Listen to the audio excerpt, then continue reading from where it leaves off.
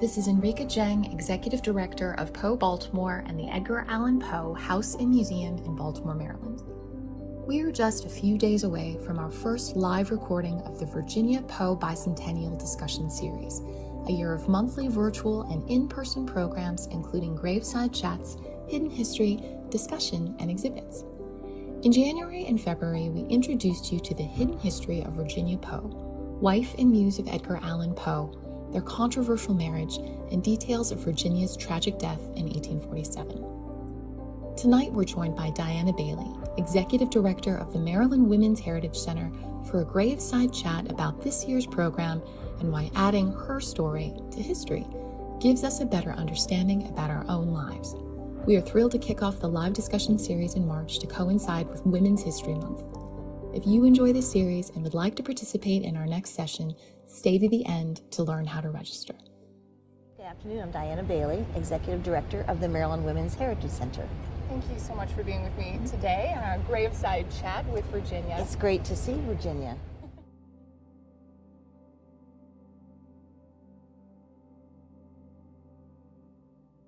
We have been working on the series for a few months now. We have been talking about all of the different themes, pulling things together, so it's very exciting that it has come together and we have begun this series. So please share with me the mission of your organization.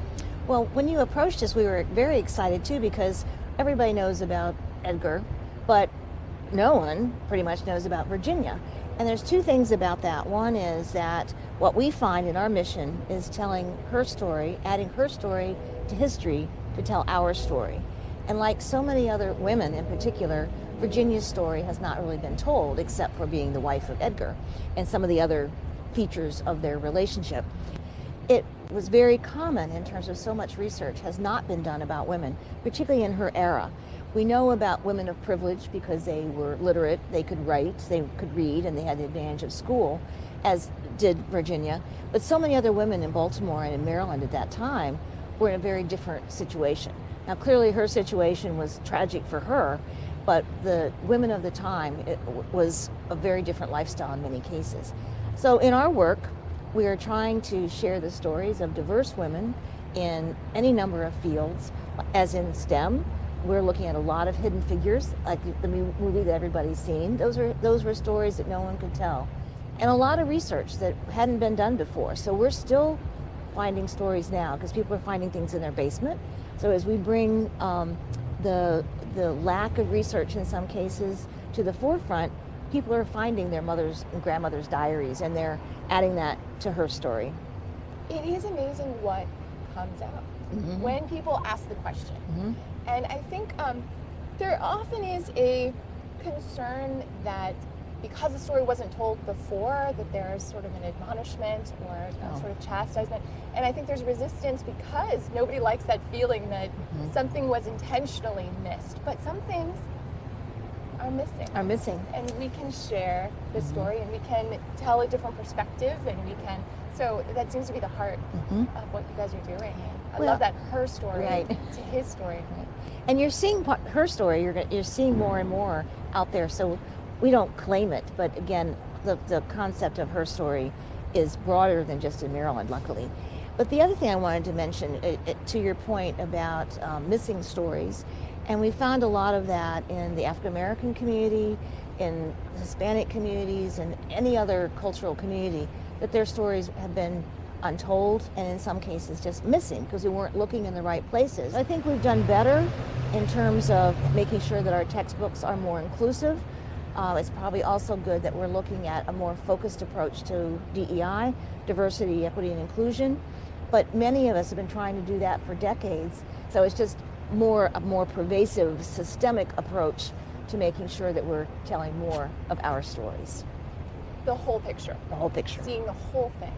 Well, you know, the volunteers that work with us, many of them are history majors, some of them are not, but they love this stuff. So when they had an opportunity to be a part of the Virginia Poe series, they're all excited. I have one of our board members, because she loves history, she started doing blogs about women's history in cemeteries. So she's going to love this. So who knew? But again, that's another piece of where the documents actually were in some cases. So we just have to find it. And so it's like peeling the onion in many cases. And it's like being detectives in many cases, because you just don't know where the path is going to lead. Absolutely. Yeah, I know who you're talking about too. Kathleen Santora. Right. Dying to tell their story. Absolutely. And I'm really excited to be welcoming her in July for our morning, our session on mourning. So you've actually connected us with a number of different scholars. Can you share maybe some of the other people we can look forward to this year? Right. Well, Dr. Ida Jones is, I think, coming up in March, and I call Ida a real historian, and she is. She's currently an archivist at Morgan State University, and so she brings her talent and her passion to a lot of her work. She was telling stories, her stories, for many, many years. She wrote the application for Augusta Chiselle to be in the Maryland Women's Hall of Fame, and the same for Margaret Gregory Hawkins. And she did another one, again, suffragists, and they have a suffrage marker over in Druid Hill. And then recently, Ida wrote the nomination for Victorine Adams, who was later, but she was a teacher originally, like many of the early politicians were in Baltimore. But Victorine became very active in the community in Baltimore in her political roles, of which at that time there weren't very many women that were either a state representative or even a local council person that was real. Sometimes they were voted in after their husband died, but she was very much voted in her own right. So we're looking at, in terms of what we do for history, is that we share those stories, particularly with students, because they think everything was hunky-dory, and they think it's still great now. They don't realize that that was just a generation or so back. They think it's over. They think it's over. They think it's over. And it's not over. It's not. We're seeing history repeat itself all day. And it is common to hear that we need to learn history so that we don't repeat the same mistakes. And yet we do see these threads, and they're unbroken, and we need to. Right. In Virginia's case, we don't have much, and we're going into this year understanding that there actually isn't much to find about Virginia. So we're almost, just like sculptors say, the famous line is, sculptors take away what's there to reveal what was always there. In our case, we're kind of shaping around almost a void, a void in the history. And so it's a different kind of, project. Any thoughts on how we should be, because we don't want to just keep her a projection. We are looking for a voice, to give voice, perhaps. Well, I think she'll be able to speak for other women of that generation, and some of the other speakers that you have coming are doing just that. For example, Dr. Amy Rosencrantz is another real historian and educator. She has a serious passion for women's history. And she's doing the one in Mother's Day, so she'll be talking about the diverse roles of women in motherhood and family, because that at that time was primarily this social unit. And then if you were somehow out of that social unit for whatever reason, either by choice or by death or by abuse or any number of things that happened to particularly women at that time, it's to see a much broader picture of Maryland and the world than we often see. And we know that at some of that time, there were a lot of Jewish and German and other immigrants coming into Baltimore, and they were even more unseen. And their stories, in many cases, were one of survival, but yet their contributions to Baltimore and to Maryland are huge, and we're still benefiting from those now. So I think even though Virginia's history, because of her early age, I think the series is going to open people's minds to a broader context of women, but also the social times, what people were facing, and even people of privilege were facing some pretty serious consequences. Like all the money in the world or all the fame in the world obviously didn't save her, and he did what he could, I'm sure, but he was in a position that we didn't have medical systems in. They didn't know what the treatment in many cases could be, or she didn't have access. Yeah, right. So she was a product of her time in so many ways. We also see the progression of community engagement We also see one of the things that's very positive about Virginia and her family is how they as a family unit survived.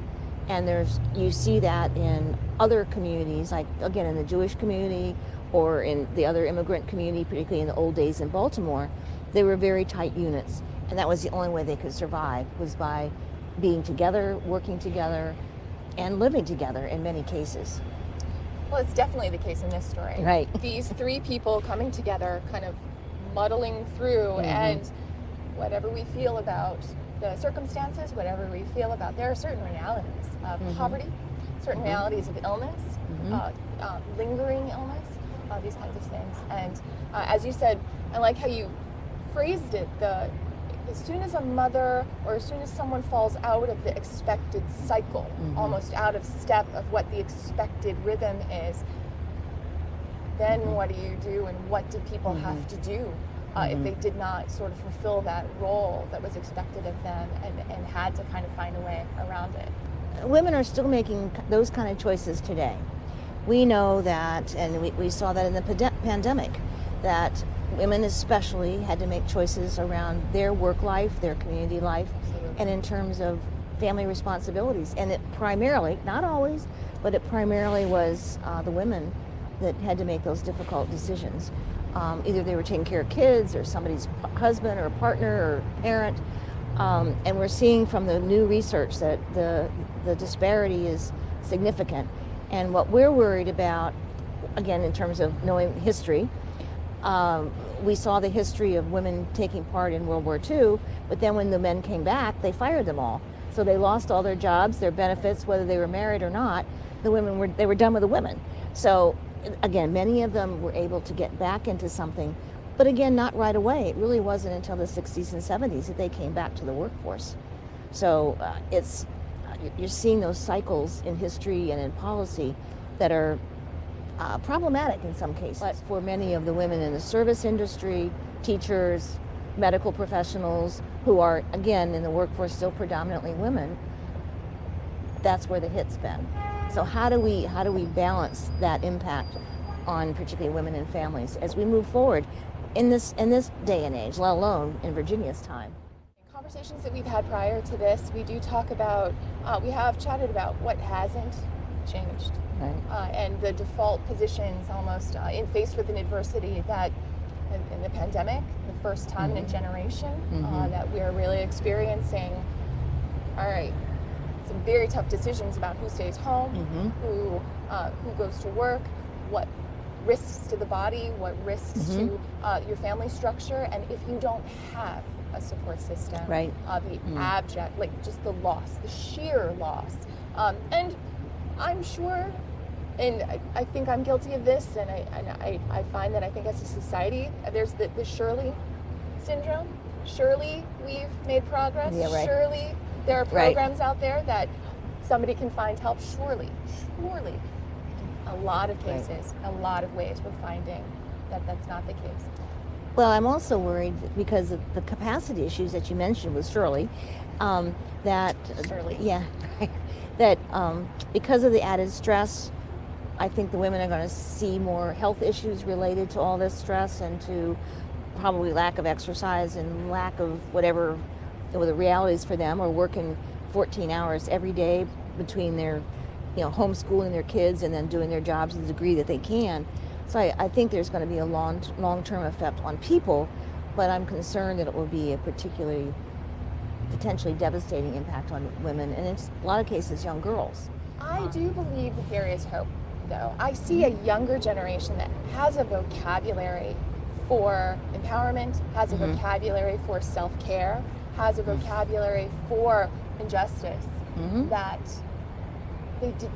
previous generations did not have. Right. A way to actually talk about mental health, a way to actually